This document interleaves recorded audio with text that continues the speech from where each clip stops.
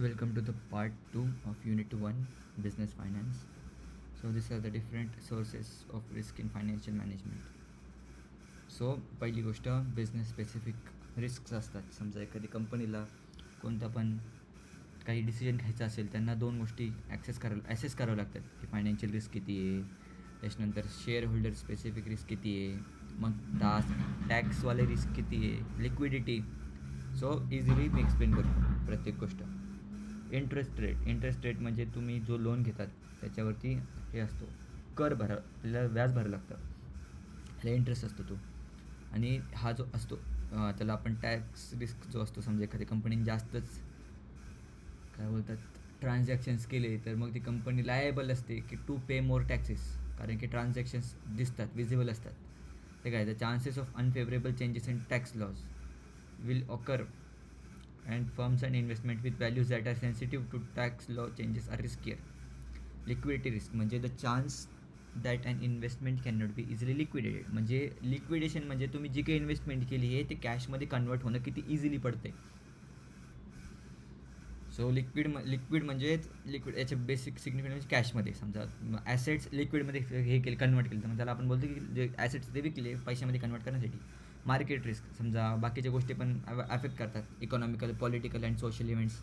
तुम्हाला एखाद्या कंपनीचा, तुमच्या स्वतःच्या कंपनीचा एखादा प्रोडक्ट असेल जो लॉन्च करायचा आहे, तर त्यासाठी मार्केट रिस्क पण ॲनालिसिस करावं लागतात. Firm and stock holder risk, of course stock holders जर हॅपी नसतील एखाद्या तुमच्या प्रोडक्टबद्दल, तर मग तुम्ही कसंच हे करू शकतात ना त्याला. Exchange rate risk, the exposure of future expected cash flows to fluctuations. आणि मग हे 12 principles of business finance. Investment principle, financing principle, profit maximisation, wealth maximisation, risk return trade off, time value of money, cost principle, capital source structure, liquidity and profitability, flexibility principle, portfolio principal.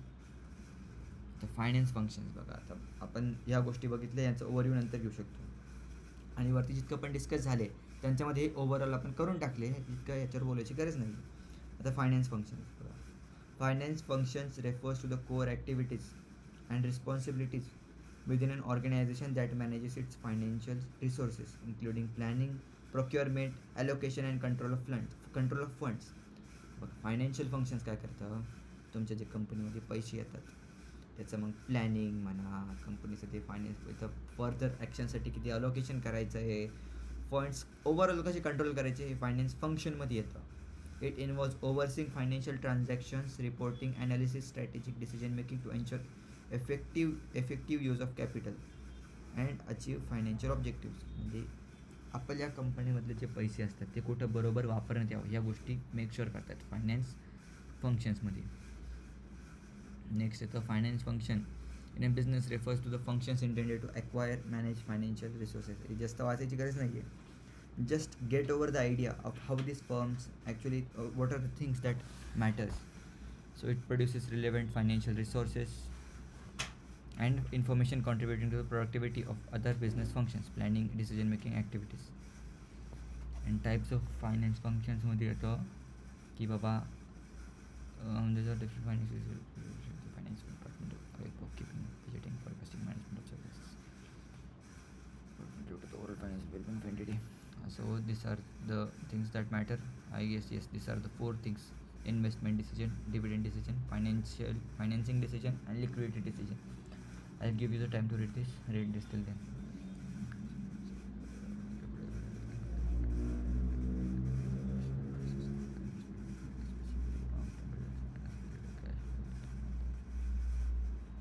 Profit potential.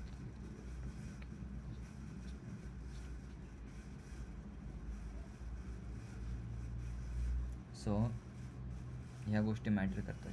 Pay back period, net present value, method, internal rate of return,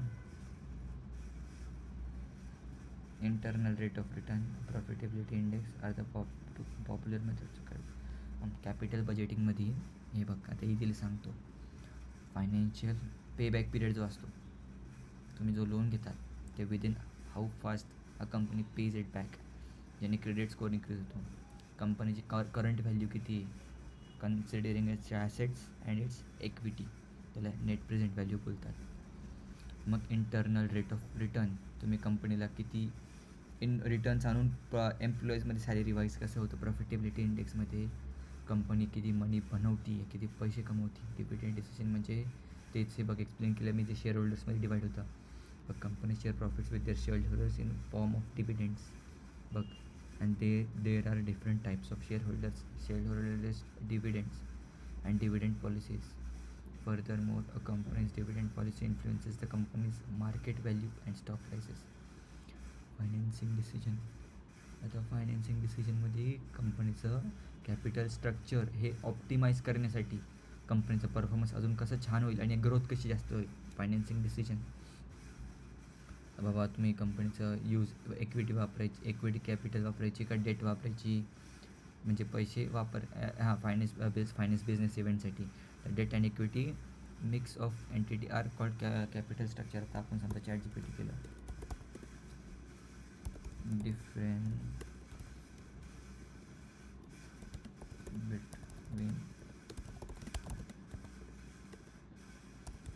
equity. So see, the first thing that we get are this. The best debt are two primary ways of company to raise a capital. Borrowed money, बघ debt म्हणजे borrowed money, उधार, loan, must be repaid with the interest. आणि equity म्हणजे funds raise by selling ownership, कंपनीचे shares, कंपनीचे assets, कंपनीचा हिस्सा विकून पैसे आणले जातात. हे तुम्हाला पे बॅक करायची गरज नसते, बट ह्याच्या बदल्यात तुमची कंपनीचं तुम्ही some part of the company तुम्ही लूज करतात. ह्याच्यामध्ये ओनरशिप कोणाची असते, लेंडर्सची, क्रेडिटर्सची. ह्यांच्यामध्ये ह्यांची कंपनीत काही ओनरशिप वगैरे नसते. जेव्हा तुम्ही त्यांचे पैसे दिले विषय संपला. बट हिअर इन्व्हेस्टर्स जे की शेअर होल्डर्स असतात ते पार्शियल ओनर्स बनतात तुमच्या कंपनीमध्ये. हे खूप रिस्की आहे, हे खूप कमी रिस्की आहे as compare to this. Because see, यांना पैसे घेऊन द्यायचे पण ठीक आहे, याच्यामध्ये तुम्हाला हायर इंटरेस्ट द्यावा लागतो, तुम्हाला पैसे वापस द्यावे लागतात. बट जर कंपनीने ओव्हरऑल जर काम करणं चांगलं केलं तर यांचा जो प्रॉफिट आहे, तुम्ही 1,00,000च्या बाबतीत या इथं इक्विटीमध्ये तुम्ही 1,00,000च्या मोबदल्यामध्ये तुमच्या कंपनीचं 10% वाटा दिला. हा जो इन्व्हेस्टर आहे तुमच्या कंपनीमध्ये 10% प्रॉफिट 10% शेअर्स ओन करतो. आणि नंतर जाऊन कंपनीची व्हॅल्यू झाली समजा 15 करोड. तर 15 करोडचा 10% म्हणजे 1.5 CR हा पर्सन ओन करेल for just giving you 1,00,000 rupees. And on top of that hill be responsible for multiple decision taking in your company, बरं का. आणि डिव्हिडंड्स आर नॉट टॅक्स डिडक्टेबल आणि इंटरेस्ट आर टॅक्स डिडक्टेबल, म्हणजे tax benefits. So interest benefits जे असतात, तू मी loan घेतला माझ्या फ्रेंडकडून, मला फ्रेंडनी लोन दिला, मी त्याला इंटरेस्ट दिलं 10,000चं. तर त्या इंटरेस्टमधून 10,000 आहे ना, त्याच्यातून त्याला टॅक्स भरावा लागेल. बट हिअर ह्याच्यामधून तुझ्या कंपनीतलं तू म्हणले नाही का डिव्हिडंड्स आपण द्यावं लागतो कंपनीच्या प्रॉफिट्सबद्दल त्या इन्व्हेस्टर्सला, त्यांना टॅक्स बी भरायची गरज पडत नसते. This is it in short. Equity and debt विचारलं तर मग इझिली सांगता येईल.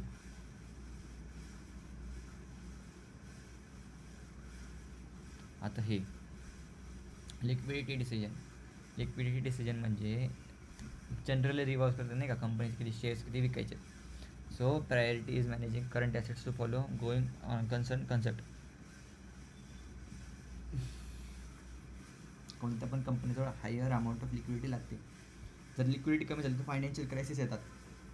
लिक्विडिटी म्हणजे कॅश इन हँड, कंपनीकडे किती कॅश आहे, मग त्यांनी तो बिझनेस ॲक्टिव्हिटीज अजून परफॉर्म करू शकतात, काही काम साठ करून घेऊ शकतात. सो एक्झाम्पल्स आहेत, हे रीड कर.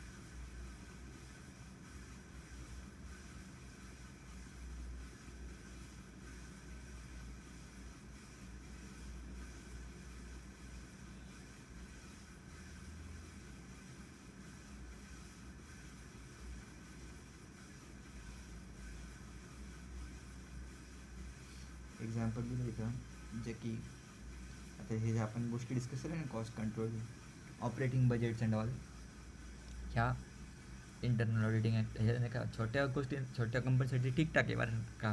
म्हणजे एक जण घेतला फायनान्स बघायला, ते करायला, कर्ज कुठं होतो, एक टीम हायर केली, इझी. बट जेव्हा लार्ज स्केल ऑर्गनायझेशन्स येतात टीममध्ये, एम एन सी झाल्या, आणि त्यांना कसं प्रॉफिट रिपेट्रेशन पॉलिसीज, कंपन्यांच्या सबसिडिरीज असतात.